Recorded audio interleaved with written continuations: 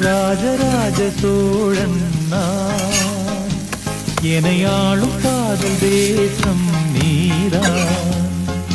ராஜராஜ சோழன் நான், எனையாளும் காதல் தேசம் நீதான்.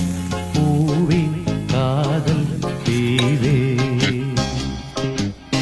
மண் மீது சொர்க்கம் வந்து பெண்ணாக ஆனதே, உல்லாச பூமி இங்கு உண்டானதே. ராஜராஜ சோழன் நான்.